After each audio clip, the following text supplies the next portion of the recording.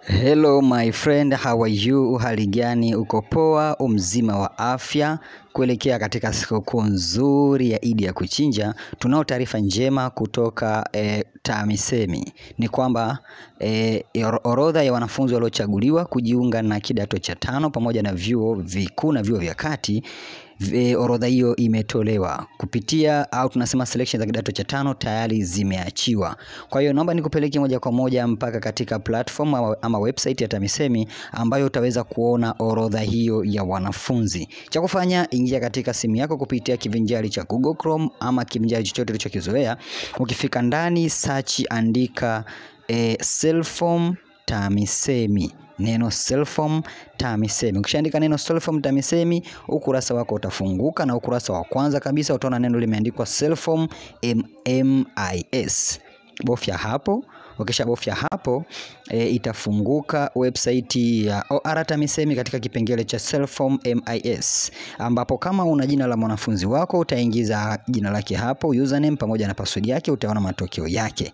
Lakini kama hauna, basi bonyeza sehemu ya chini iliyoandikwa selection result. Ukibofya selection result, itakuletea sehemu ya kuweka taarifa ama kuchagua selection, first selection 2025.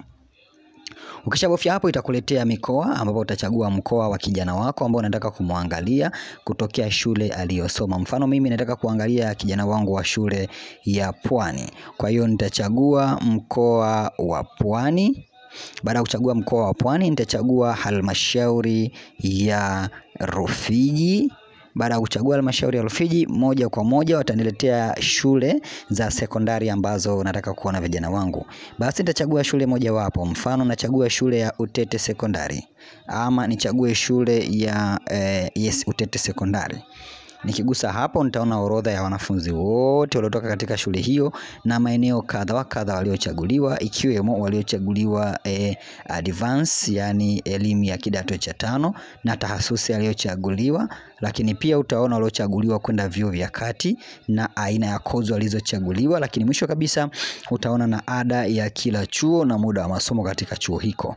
Kwa hiyo taarifa njema ni hiyo, selection zimetoka za kidato cha 5, na hivyo ndivyo unavyoweza kuangalia selection ya mwanafunzi wako. Kama utaendelea kupata changamoto, ni consult kupitia WhatsApp namba yangu, nami nitakuelekeza bila gharama yeyote namna ya kuangalia selection za kidato cha 5 na vyuo vya kati. Endelea kusubscribe channel hii ili uwe wa kwanza kupata updates mbalimbali. It's me Teacher Sharak once again. Konnichiwa.